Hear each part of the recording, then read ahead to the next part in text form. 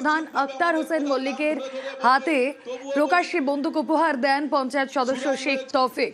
দুজনেরই দাবি এটি পাখি মারার বন্দুক। ভাইরাল ভিডিও ঘিরে শুরু চাপানোতর। ধন্যবাদ জানাই। আমি সবার নাম আলাদা করে বলছি না, নিশ্চিতভাবে আমাদের প্রধান নাম ধরে ধরে বলবে, তবুও বলি সুরাজ।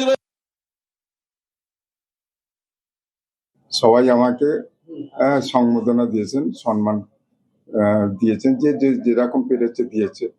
তার মধ্যে একটি ব্যক্তি এইরকম একটা কাজ করেছিল, যে একটা গান দিয়েছিল, তা গান দেখার মতন আমার পরিস্থিতি ছিল না, এবং সরকারি প্রোগ্রাম থেকে যে এই জিনিসটা বাঞ্ছনীয় হওয়া উচিত ছিল না। না, খেলনা, এটা অরিজিনাল তো নয়, খেলনাই ছিল। 100 দিনের প্রকল্প থেকে বাদ মহাত্মা গান্ধীর নাম। সরব মমতা বন্দ্যোপাধ্যায় জাতির জনককে সম্মান না দেওয়ার অভিযোগ। এবার থেকে রাজ্যের কর্মশ্রী প্রকল্পে গান্ধীর নাম। বাণিজ্য সম্মেলন থেকে ঘোষণা মুখ্যমন্ত্রীর। We have started Karmosri project. Now Gandhiji name is not there. I am feeling same. Father of the nation, Narega program in the name of Gandhiji. Now the bill came, Gandhiji's name won't be there. So we have started this scheme Karmosri. This scheme's name will be changed Mahatmaji schemes. If you don't give respect to Mahatmaji, we will give respect. We know how to give respect to Mahatmaji, Netaji, Rabindranath, Nazrul, Baba Saheb Ambedkar, Maulana Abul Kalam Azad, Vallabhbhai Patel, Lal Bal Pal, Rajendra Prasad. We love every community people, every freedom fighters. SIR এর খসড়া তালিকায় নাম উঠলেও শুনানির আতঙ্কে মতুয়ারা। সিএতে নাগরিকত্ব এখনো মেলেনি, ফলে নির্বাচন কমিশন নথি চাইলে কি দেখাবেন ভেবেই চিন্তায়।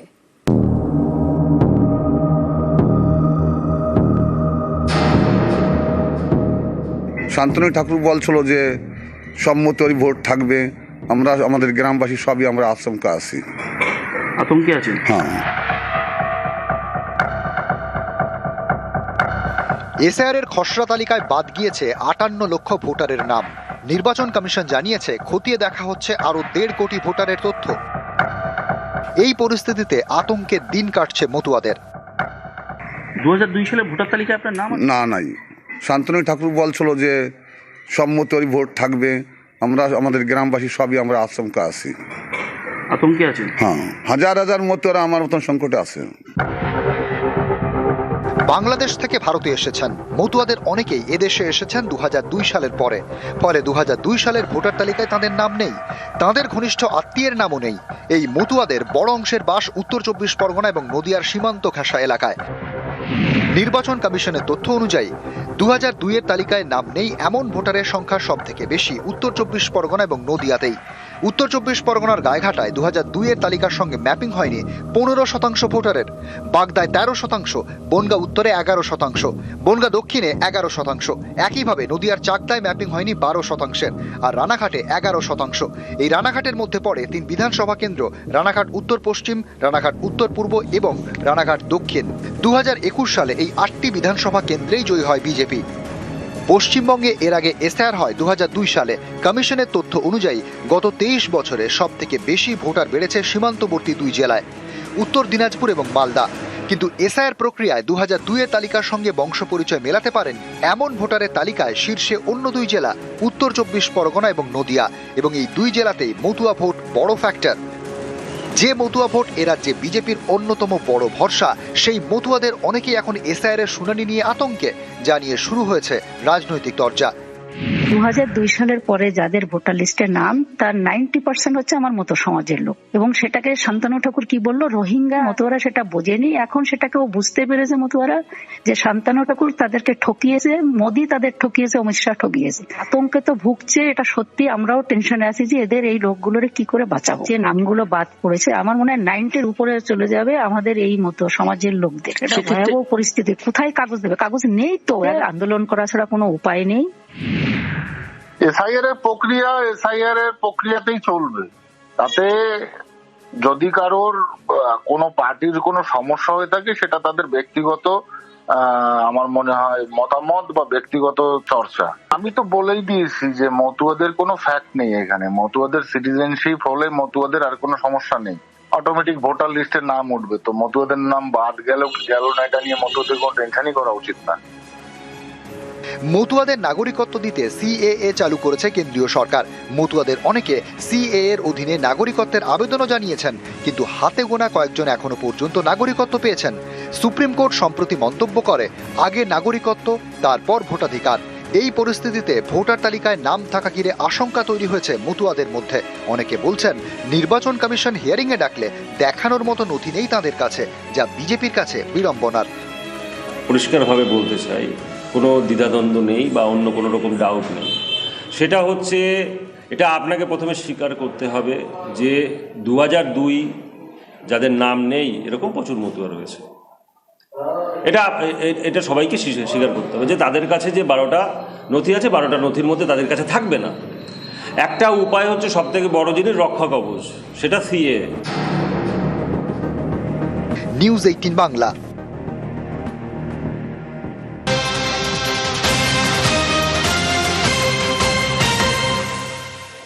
আমাদের সংস্কৃতি আমি তো জোর করে আপনার উপর চাপিয়ে দিই না।